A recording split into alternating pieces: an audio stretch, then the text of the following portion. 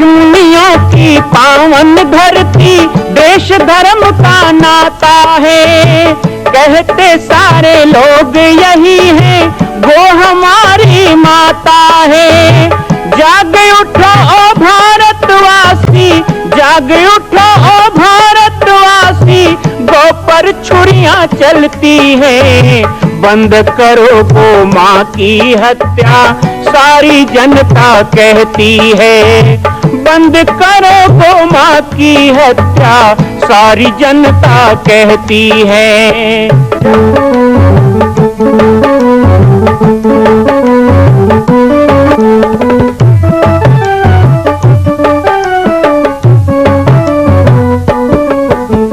जगह जगह पर बूचड़ खाना, लाखों गौएं कटती हैं। किसे सुनाए व्यथा हमारी, नैना नीर बहाती है। रक्षा करना गौ माता की, रक्षा करना गौ माता की, गीता ज्ञान सिखाती है। बंद करो गौ माँ की हत्या, सारी जनता कहती है। बंद करो गौ माँ की हत्या, सारी जनता कहती है। खान पान गलत है, मांसाहार करते हैं, यहाँ बार बार अच्छी बातें सुनोगे तो मन में थोड़ा संकोच तो होगा कि देखो कितनी अच्छी बात कह रहे। हम मनुष्य हैं, हिंसा नहीं करना चाहिए, हम कर रहे हैं। सुन रहे हैं तो भी नहीं सुधर रहे हैं, हमारी गलती है, हमको सुधर जाना चाहिए। जब जागो तभी सवेरा, कोई गलत नहीं है। जो हुआ हुआ छोड़ो, रही गई सो गई, रही सो राख। जो गया सो गया, रही सो राख। आज जागो तो अभी सवेरा। ऐसे बहुत सी बातें तो ऐसे मन में आता है तो उसको तत्काल उसी समय संकल्पबद्ध हो जाओ। हाँ, आज से कोई बताने की जरूरत नहीं है। मैं कभी नहीं कहता, आपने कभी देखा है?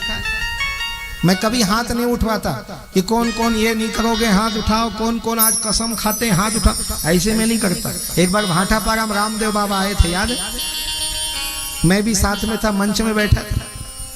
बलौदा बाजार में आए थे, मैं मंच में बैठा था। तो बोले हाथ उठाओ, आज के बाद कौन कौन तम्बाकू नहीं खाओगे, बीड़ी नहीं पियोगे। ऐसे रामदेव बाबा चिल्लाए। अब रामदेव बाबा है भैया, पहली बार देखे रहे, सब जोश में आ गए, ओ पूरा हाथ उठा दिए। मैं बगल में बैठा था, मैं कहा बाबा जी इनका कोई भरोसा नहीं। ये छत्तीसगढ़िया वो लोग हैं जो एक दिन में 1000 बार गौ कसम, माँ कसम, गौ कसम। इनका क्या भरोसा कर रहे। और मस्त हम पंडाल से नीचे उतरे और बाबा रामदेव जी और हम स्कॉर्पियो में बैठे थे बीच की सीट में। और जैसे ही पंडाल से निकल रहे थे, अब एकदम सुबह सुबह 5 बजे बुलाए थे रामदेव जी, ठंडक दिन था। अब चुलुक तो लगा होगा, तो 3-4 लोग गेट में ही धूक रहे थे। रामदेव जी देखे ये क्या है, मैं कहा यही लोग तो कसम खाए।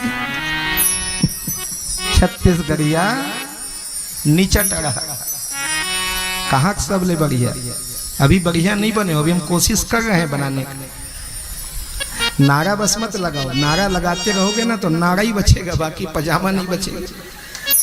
वही हाल हो गया। हम जो करते हैं कोई संकल्प अपने मन में आया, मन को गवाही बनाओ। ये हमारा मन है ना, यही तो हमारा दर्पण है, हमें दिखाने वाला। जग से चाहे भाग ले कोई, मन से भाग न पाए। इसलिए भगवान कृष्ण ने कहा मन ही तुम्हारा शत्रु है, मन ही तुम्हारा मित्र है। मन से बड़ा कोई मित्र आपका नहीं हो। संसार में जितने मित्र हैं ना वो छोड़ जाएंगे। पति पत्नी को छोड़ जाए, पत्नी पति को छोड़ जाए, बेटा बाप को छोड़ जाए, बाप बेटा को छोड़ जाए, भाई भाई को छोड़ जाए, गुरु चेला को छोड़ जाए, चेला गुरु को छोड़ जाए। लेकिन आपका जो मन है, भगवान ने बहुत सुंदर चीज दिया है, बहुत बढ़िया। संसार में 2 ही चीज तो भगवान ने अच्छा दिया है, फिर भी रोते रहते हैं भगवान ने क्या दिया, भगवान ने क्या दिया। बहुत कुछ दिया, लेकिन सबसे बढ़िया कीमती चीज आपको दिया है। एक तो तन दिया है, ये शरीर दिया हमको, जिस शरीर को कहते हैं बड़े भाग्य मानुष तन पावा। तन, तन को कहा है ना, बड़े भाग्य मानुष तन पावा सुर दुर्लभ, ये देवताओं को भी दुर्लभ है। और इतना देवताओं को दुर्लभ शरीर भगवान ने हमको दे दिया, फिर भी हम भगवान से शिकायत करते हैं क्या दिया भगवान ने, क्या दिया? सब तो दिया आपको।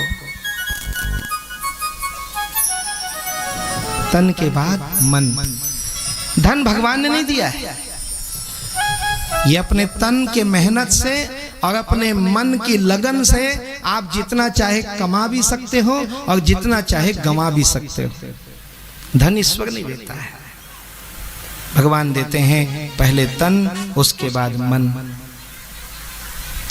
अब ये दोनों चीज पाने के बाद भी कोई अपने आप को कंगाल समझता हो, ये दोनों चीज पाने के बाद भी कोई अपने आप को गरीब समझता हो और भगवान से शिकायत करता हो, तो ऐसे लोगों को गोस्वामी तुलसीदास जी राम कथा में कहते हैं सकल पदार्थ है जगमाही, कर्महीन नर पावत नहीं। आप कर्म ही नहीं करते, आप तन और मन का सही उपयोग नहीं करते हैं, और दोनों का उपयोग नहीं करने के कारण आपके द्वारा किए जाने वाले कर्म विफल हो जाते हैं और आपके पास सब कुछ रह के भी कुछ नहीं है, कुछ नहीं है, ऐसे रोते रहते हैं। दोनों का अच्छा उपयोग करो, तन का बढ़िया उपयोग करना चाहिए, मन का बढ़िया उपयोग करना चाहिए। भगवान ने दोनों चीज हमको दे दिया, लेकिन सबसे बढ़िया मन दिया है। वो मन ही साक्षी है, मन ही मित्र है, मन ही गवाही है। इसलिए जब मन में कोई संकल्प आता है तो किसी को बताने की जरूरत नहीं है, दुनिया को बताने का क्या। आप अपने मन में संकल्प कर लो कि हाँ मैं ये करूंगा, हाँ मैं ऐसा रहूंगा, हाँ मैं सुधरूंगा, हाँ मैं ऐसा अच्छा जीवन जीऊंगा। आप सोच लो कि मैं नर से नारायण बनूंगा, तो आप नारायण भी बन सकते हो, इतना आपके पे ताकत है। नर से नारायण और नारी से नारायणी बनने के लिए आपके मन का संकल्प ही पर्याप्त है। भगवान ने कह दिया इस संकल्प से बड़ा कुछ। तो हम तो यही कहते हैं कि सत्संग में आप आते हो, राम कथा में आते हैं, भगवान आते हैं, बिल्कुल आते हैं। रामायण का सृजन कैसे हुआ, रामायण का निर्माण कैसे हुआ, तो वही कथा है। कहते हैं कि गोस्वामी तुलसीदास जी को भगवान से मिलना था।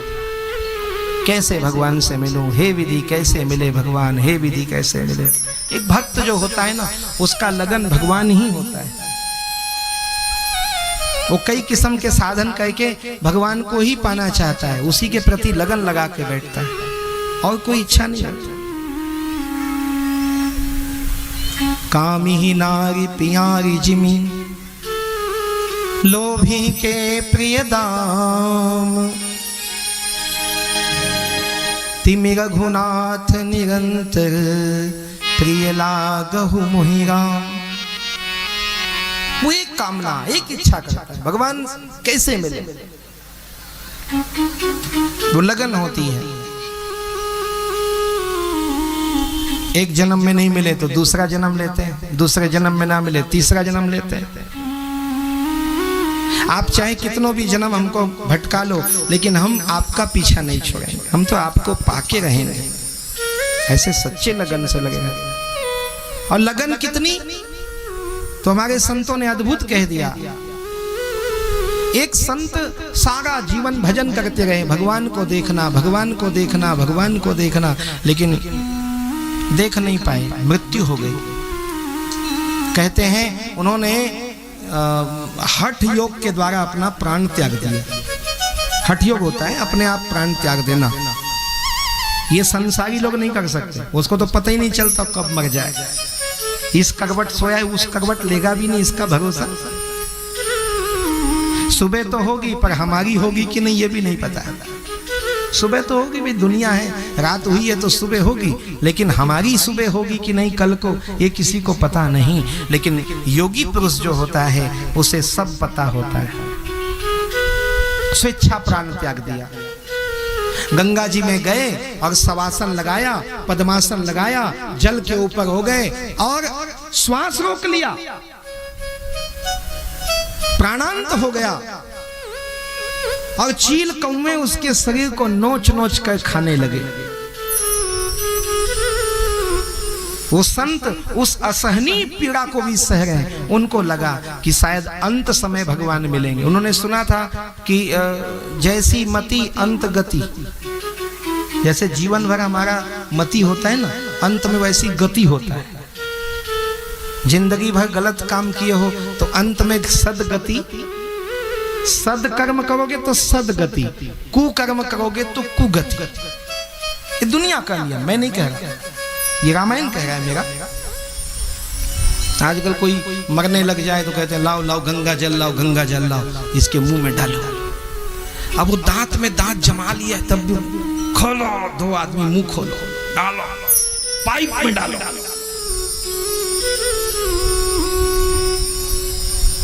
जिंदगी भर दारू पिया, नहीं नहीं मरने लगे तो दही पेड़ा खिलाना चाहिए। वाह, एक और ज्ञानी आ गया। मरने लगे तो दही पेड़ा खिलाओ तो मुक्ति हो जाए। और जिंदगी में यदि जीवों का मांस खाया, हड्डी खाया, चमड़ा खाया, खून पिया, मरने लगो तो दही पेड़ा ना। दूसरों के गाली गलौज करते रहो, दूसरों की निंदाचारी करते रहो, गंदे गंदे शब्द बोल के दूसरों का दिल दुखाओ, और अंत आने लगे तब कहो कि राम राम ले लो तो मुक्ति हो जाएगा। पहली बात तो आएगा ही नहीं, वो आएगा ही नहीं, तुम लाख जतन कर लो नहीं आएगा। वो राम नाम के 15 जने को अगल बगल खड़ा कर दोगे ना तो भी अलाना फलाना ठिकाना बोल देगा, लेकिन राम नहीं बोलेगा ना। ऐसी एक बूढ़ी माता मर रही थी तो उसके मुंह से राम राम निकलवाने के लिए लोग लगे हुए थे। एक कौन है तो बोले कांसी है, एक कौन है तो घासी है, एक कौन है तो मुरली है, एक कौन है तो बंसी है, एक कौन है तो उसी लाइन में पति राम को खड़ा कर दिया कि बुढ़िया मरने वाली, कम से कम पति राम है तो बोल दे। जब धक्का मार के उसको सामने लाए, एक कौन है, बोले चंपक घर वाला है।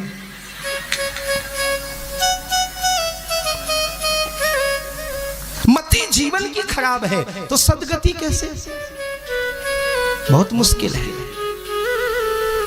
हमारी जो मति है ना वो कर्म से बनती है, ध्यान रखना, कर्म से। यदि हम संत लोग आपको कर्म के बारे में बोलते हैं तो बड़ा तकलीफ होता है ना, कड़वा लगता है। कुछ लोग शराब पीने वाले उनको बेकार लगेगा, कुछ मांस खाने वालों को बेकार लगेगा, कुछ झूठ प्रपंच करने वालों को बेकार लगेगा, लेकिन आपकी गति को सुधारने के लिए हम बोलते हैं, क्योंकि आपकी कर्म ही आपकी गति को सुधारेगा। दुनिया का कथा पुराण कभी नहीं सुधारेगा। तुम लाख कथा सुन लो, नहीं सुन। क्या होता है आजकल स्वार्थ के लिए लोग भजन करने लगे, बहुत दुख होता है। स्वार्थ के लिए पूजा करते हैं, स्वार्थ स्वार्थ स्वार्थ स्वार्थ।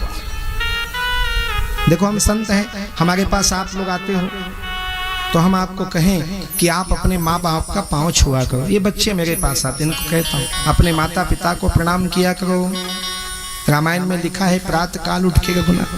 ऐसा हम बोलते हैं, कितना अच्छा लगता है। क्यों बोलते हैं? ये पुत्र का धर्म है, ये पुत्री का धर्म है, ये बहू का धर्म है, ये बेटे का धर्म है कि माँ बाप का सम्मान करो, उनका पांव छुओ, ये धर्म है। लेकिन उसी के जगह मैं इन बच्चों को बोलूं, तुम्हारा बाप तुमको 10 रुपए रोज दे तो पांव पड़ना, तुम्हारी माँ रोज तुमको खाने को मिठाई दे तो पांव पड़ना, नहीं तो हट नहीं पड़ना। तो ये धर्म हुआ। आज यही सिखा रहे हैं कि भगवान तुम्हें दे तो पूजा करना। हाँ, कुछ चाहिए कह के पूजा करते हैं, कुछ चाहिए कह के मंदिर में जाते हैं, कुछ चाहिए कह के कथा सुनते हैं, कुछ चाहिए। अरे सहज धर्म है आपका, सहज सरल धर्म है। भगवान की पूजा करना, प्रभु की ओर बढ़ना, माता पिता का सम्मान करना, ये आपका सहज धर्म है। जैसे श्वास लेना हम नहीं भूलते, वैसे ये सहज धर्म को कभी भूलना नहीं चाहिए। आपकी गति के लिए कहते हैं कि आपका कर्म, आपकी जो मति है वो अंत की गति को निर्धारण करता है, इसलिए ऐसी बात कहते हैं।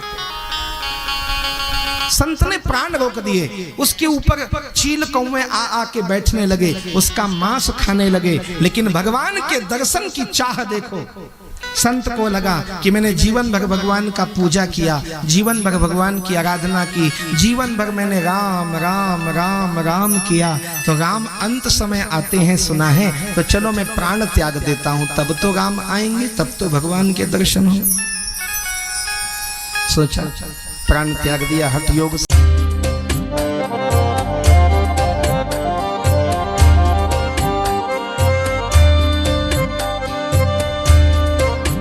जय श्री राम, जय गो माता, जय गोपाल।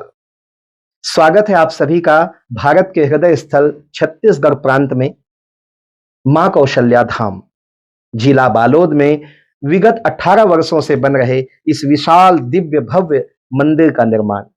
विश्व के अंदर भगवान राम के लाखों मंदिर हैं, अब अयोध्या में भी रामलला विराजित हो चुके हैं, लेकिन छत्तीसगढ़ की बेटी मां कौशल्या जो राम की माता है, उनका एक भी मंदिर पूरे विश्व में नहीं। इसीलिए यह विशाल तीर्थ का निर्माण विगत वर्षों से चल रहा है बालोद जिला छत्तीसगढ़ में। 25 करोड़ की लागत से बनने वाला 108 फीट ऊंचा, 65 फीट चौड़ाई और 136 फीट लंबाई का राजस्थान के ठोस पत्थरों से बनने वाला यह मंदिर हजारों वर्ष तक भारत में 5वें धाम कौशल्या धाम के रूप में स्थापित रहेगा। 3 तल के इस मंदिर में प्रथम तल पर भगवान शिव, मध्य तल में गोद में रामलला को लेकर स्वर्ण सिंहासन में मां भगवती कौशल्या विराजित होंगी और तीसरे तल पर पंचमुखी हनुमान। इसके अलावा सामाजिक समरसता को समर्पित यह मंदिर सनातन हिंदू धर्म के समस्त देवी देवताओं महापुरुषों की मूर्तियों से सुसज्जित होगा। आप सब एक एक मूर्ति का संकल्प भी इस मंदिर के लिए कर सकते हैं। ध्यान रखिएगा, यह अवसर बार बार नहीं मिलेगा, क्योंकि 2026 में मां कौशल्या का दिव्य भव्य धाम स्थापित हो जाएगा, मां कौशल्या विराजित हो जाएगी। एक बार पुनः आप सबको निवेदन करूंगा, आइए, जुड़िए और सबको जोड़िए इस विशाल तीर्थ के निर्माण में। मैं राम बालक दास महात्यागी आप सभी को आह्वान करता हूं, संपूर्ण प्रदेश एवं देशवासियों को, कि जिस तरह रामलला के दिव्य भव्य मंदिर के लिए आप सबने मुक्त हस्त से दान दिया है, इसी तरह मां कौशल्या के एकमात्र विश्व के प्रथम धाम के निर्माण में आप सभी मुक्त हस्त से दान दें। यह दान 3 आहुति के रूप में लिया जा रहा है। हम 1100, 1700, 5100, 11,000, 21,000, 1 लाख, उससे भी अधिक जो भी राशि करना चाहें 2025 और 26 के अंतर्गत 3 बार देने का संकल्प लेंगे। मां कौशल्या के धाम का निर्माण प्रारंभ हो चुका है, अब 2026 में पूर्ण होने वाला है। अरे अंगद हनुमान नहीं तो गिलहरी तो बनिए। एक छोटा सा संकल्प आप अपने मां भगवती के लिए नहीं कर सकते हैं? यदि आप राम भक्त हैं तो मैं चाहूंगा कि मां कौशल्या के धाम के निर्माण के लिए आप अपने जीवन का एक अंश जरूर समर्पित करें। आइए, हमारे नीचे चल रहे व्हाट्सएप नंबर और अकाउंट डिटेल पर संपर्क करके अपने जीवन का एक अंश लगाकर आप भी पुण्य के भागी बने। मैं राम बालक दास महात्यागी, मां कौशल्या धाम, जिला बालोद, छत्तीसगढ़ से। मां कौशल्या की पावन जन्मभूमि छत्तीसगढ़ प्रांत में बालोद जिला में स्थित है श्री सर्वसिद्ध शक्तिपीठ जामड़ी पाटेश्वर धाम। परम पूज्य सद्गुरुदेव राजयोगी बाबा जी की तपस्थली श्री पाटेश्वर धाम और विश्व के अद्वितीय मां कौशल्या जन्मभूमि मंदिर निर्माण का दर्शन करने और इसी प्रकार समसामयिक विषयों पर अपना ज्ञान वर्धन करने के लिए और 10,000 गायों के लिए बनने वाले श्री हनुमान नंदीशाला गो अभ्यारण्य का समाचार प्राप्त करने के लिए आप सभी देखते रहें YouTube चैनल पर राम बालक दास, और हमारे चैनल को आप सभी सब्सक्राइब करें, घंटी का बटन दबाएं ताकि आप सूचनाओं से जुड़े रह सकें। जय श्री राम, जय गो माता, जय गोपाल।